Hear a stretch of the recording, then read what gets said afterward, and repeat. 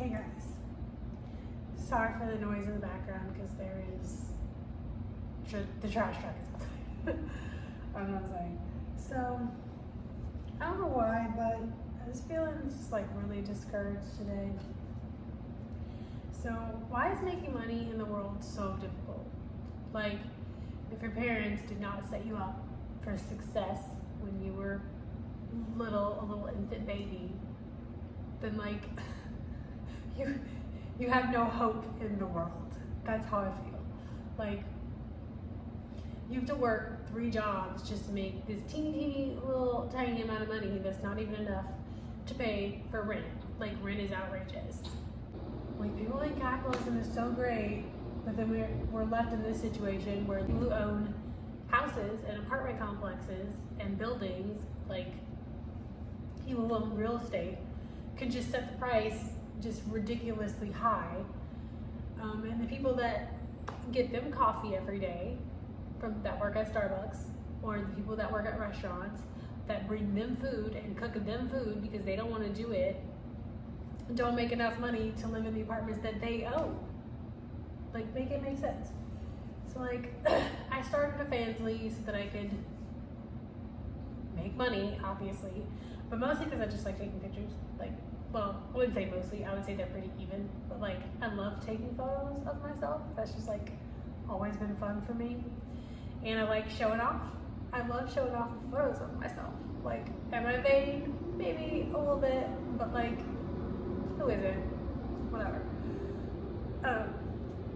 I love taking photos of myself, and so I was like, oh, Fansly, that seems like a great idea. Like, it is a great idea, but then I'm struggling so hard on Fansly. Like, I don't understand why it's so difficult.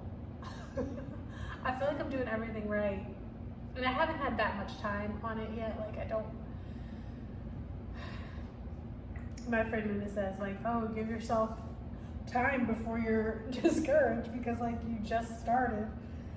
And that is true, that's facts. I did just start, so I can't say I'm failing yet. I'm not failing yet because I just started, but I honestly feel like I'm failing at it. But I am, in fact, failing at my YouTube channel because I've had that for a long time and have gotten absolutely nowhere on it.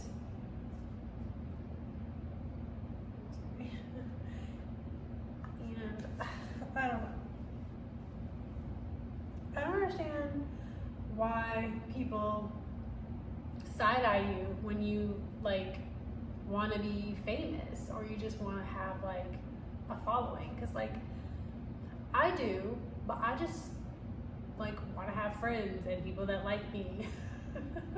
I feel like I sound just like Michael Scott in that episode where he's like, if I have 100 friends, then no one can say no to be my friend. Do you guys know which line I'm talking about? I might have goofed it up, but I haven't seen that episode in a long time. But it's the episode where he goes on like the news and the Cosby-esque like sort of TV show, and they ask him like what he's gonna do when he grows up, and he's like, I want to have 1,000 friends so that nobody can say no to being my friend. I'm like, that's me. Like, I don't understand why that's so bad or so wrong though. Like, I don't know. I feel like I've just never had like friends. So like, I like the idea of having a YouTube channel so that people can see me and like my videos and like me and be like, oh, she's cool. I like her. I want to be friends with her. I don't understand why that's weird of me, but it is, I guess. People think it is. I think that I have just been lonely my entire life, and so I just want some friends. That's all. I just want y'all to be my friend. I'm sorry if that's weird. So yeah, I do feel like I feel like it's like really difficult to share like yourself on YouTube though. I don't know. I think it's just for me though. I feel like everybody else is doing a good job of being themselves on the internet, but I'm just like not. Because like I've been sharing videos for a long time, but I've gotten absolutely nowhere. Like I have 370 subscribers now, but I've been making videos forever. But my friend says it's because I'm not like personal enough, which makes sense, because I'm not. But I have a really hard time being personal because I feel like anytime in the past I've ever been like too personal, people run like as far as they can, run it up that hill or whatever. That's the word. I feel like people run as far as they can when they like. I think I just get the feeling that like the more people know about me, the less they like me, right? I don't know if anybody else feels like that. That's how I feel, and I feel like that does exactly happen like that. I'm really bad at making friends. I'm like really trying to like fix my hair right now, but it's not. I don't know. This keeps messing with my hair. Helps me when I'm nervous, so I'm just gonna do this the entire video. Yeah. So I feel like on YouTube, everybody just really wants this like cookie cutter. I'm a skinny white girl who like has an aesthetic house and like rich parents and like, you know what I mean? Like, I feel like that's like the vibe on YouTube, right? I'm definitely not that. There are obviously lots of other types of people on YouTube that have gotten, you know, have done well, like Kelly Stamps, who I adore. Like, I'm part of the Stampede. I love Kelly Stamps. But like my personality is not like that. Like Kelly Stamps can be like popping on YouTube because she's like quirky and fun and like funny and hot, obviously. But like I think mostly because she's like fun and quirky and fun and what I already said that. Fun and quirky, which is not ever a bad thing. I think people use quirky as a bad thing, but I've always been described as quirky, and I always think it's a compliment. But I'm not funny or witty or like smart. I feel like I'm just, this entire video of me downing myself right now. But I'm down bad. I actually am down bad today. Because for whatever, I think it's because I've been like struggling with my family so hard that I just feel like very unworthy. I'm very unworthy. Yeah, I'm down bad. But yeah, so what do you do on YouTube when like your life is just like full of traumatic experiences? I feel like that's my life. I have had good experiences in my life, but I've also can't seem to like, I'm very unhinged with bad experiences and trauma riddled with trauma. I do feel like people use trauma too much nowadays. That is a thing. Like, everybody has trauma from like having babysitters or something. Or like, I'm traumatized because my parents like gave me a babysitter and I didn't like having to have a babysitter. It's like, okay, that's not really trauma, but whatever. I guess everyone's entitled to their fucking trauma, whatever. Fine. But I mean, like, I feel like when I say trauma, I do mean like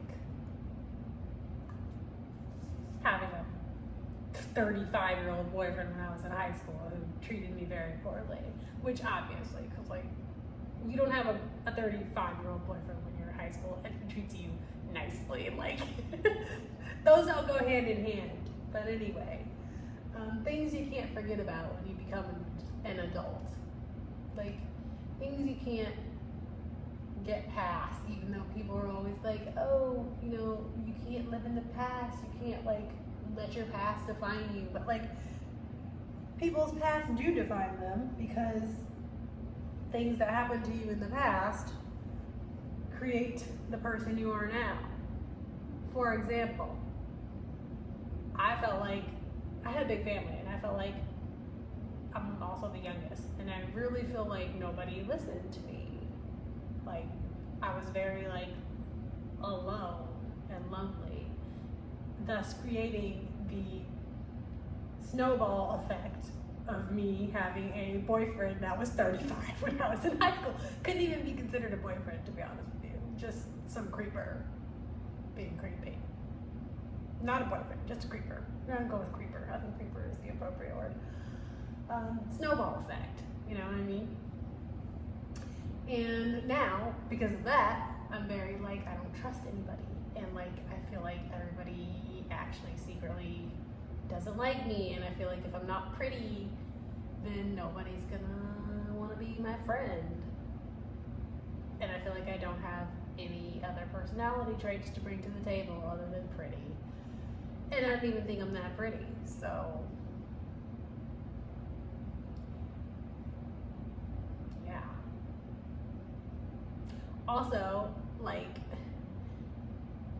I like being black, but I grew up in a school full of fucking white people. And like, I feel like my parents weren't trying to like, make me feel like black sucks. But like, when you grow up like in a school full of white people, I mean,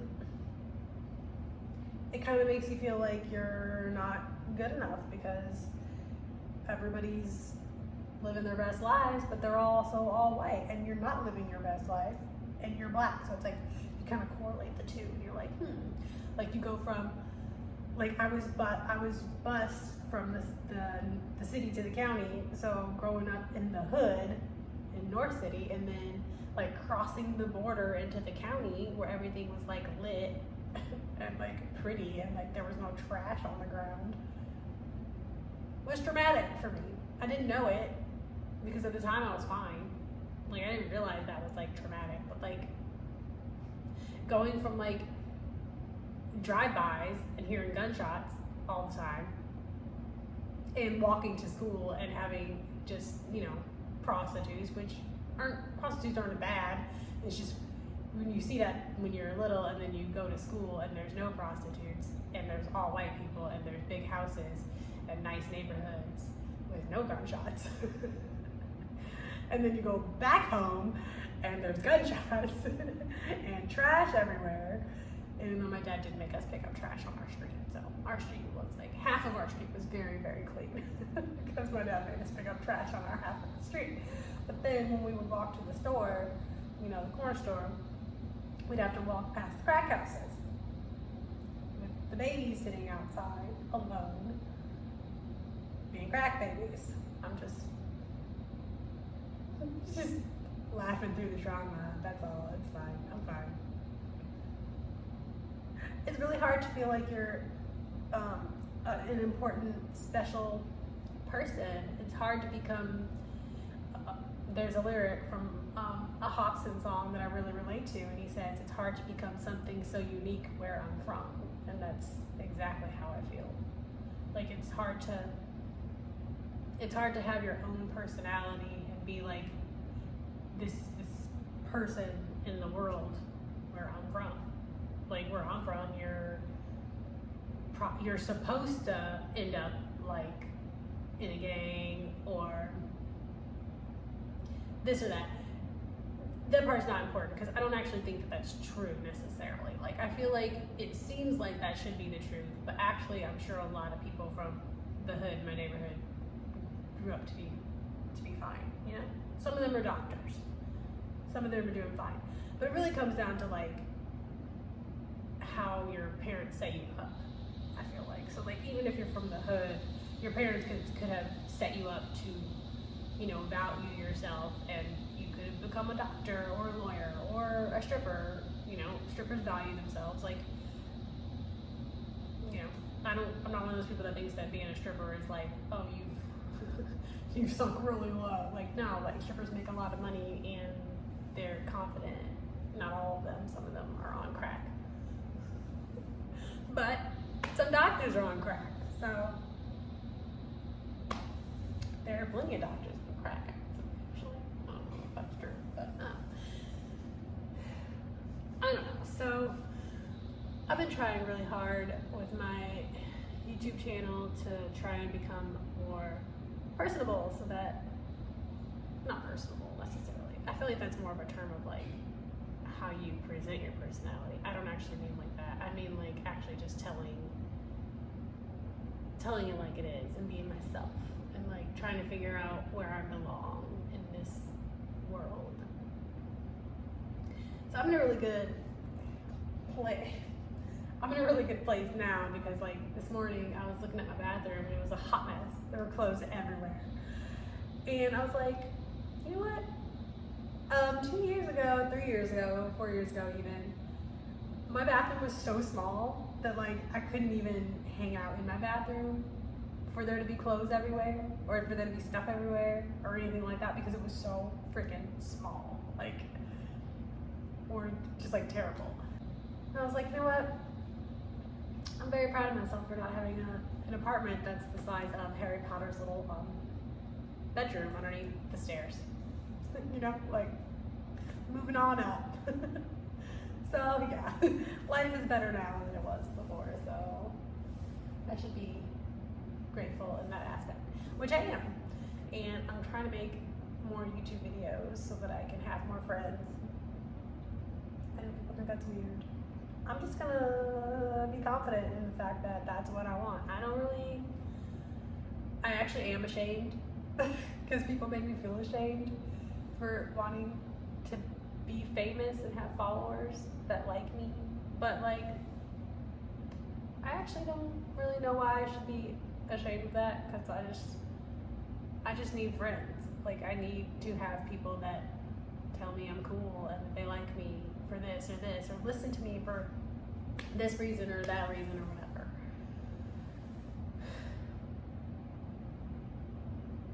So hey, welcome back to my channel. My name's Mila. If you've never been here before, welcome. If you have been here before, then you've seen all of my extra little stories about my life, and I actually think I'm going to private all of my like vlog style videos. I'm not sure if I will or not, but like they don't really represent me that much. They're really more like what I thought people wanted to see on YouTube in order to like please the YouTube gods. But they're just vlogs, and as the YouTube gurus would say, nobody cares. If you're nobody and you don't have subscribers in the millions, nobody cares about your vlogs. And I don't disagree with that, because clearly my 22 views on my vlogs says that nobody cares about my vlogs. And that's okay. That's fine. I get it. I just like making vlogs. Like I actually really enjoy making vlogs in my little city. If you don't know, I live in St. Louis, and there's not many content creators here in St. Louis. So, hello. Welcome to St. Louis. Most dangerous city in the world. I actually disagree with that. I don't think it's that bad. Unless you grew up in the hood, like me. Which, I think it was pretty dangerous, like I'm not gonna lie. Playing in abandoned buildings instead of playgrounds is like, not good. I mean, we did also play in playgrounds. We did have playgrounds. My parents played volleyball a lot. Well, we all played volleyball. I think we all sang. I'm sorry. We all played volleyball. So at some of the places we would go play volleyball, there were very nice playgrounds. So we did have playgrounds. But me and my sister also did play in a lot of abandoned places, like abandoned buildings. And yeah, we saw some things we should not have seen. Just facts. Anyway. Go back and watch some of my other videos if you want. I have some story times about growing up in the hood, some of the stories about my life growing up in the hood. That's unpleasant, to say the least. But some parts were pleasant, because I really don't want anyone to feel like... I think that everyone has parts of their life that were both pleasant and unpleasant. And when people talk about things that are unpleasant, some people, like those family members of those people talking about the unpleasant things, might think, oh, they're complaining that their entire life was unpleasant, and that's not cool. I'm not complaining that my entire life was unpleasant. I just want to talk about the experiences that were unpleasant. So don't get upset at me for talking about unpleasant things and making certain people look bad. I'm not trying to make anyone look bad. I'm just telling my story. I tells it how to see it. I calls it like I sees it. I'm just telling my story how it happened from my own personal brain perspective. I don't know why I said it like that. Yes, I don't really feel like I even had a point in this video. It was just a stream of consciousness that I felt the need to express this morning. And excuse me. I'm just hoping that if you're one of those people that feels just insanely lonely like me, then maybe you'll find this video and find some comfort, because I'm here. Hey, lonely girl 7. Do you guys remember like old YouTube when everybody would have just like that type of screen name, like lonely girl, 007? Like, that's how I feel. We're bringing this back to you. I am her. I am lonely girl 007. Coming to you live from my floor in my apartment.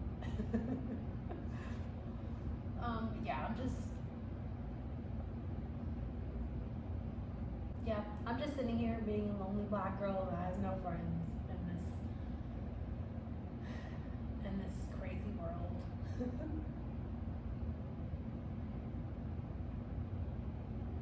Anyway, if you want to be my friend, subscribe to this video. And you can be lonely together.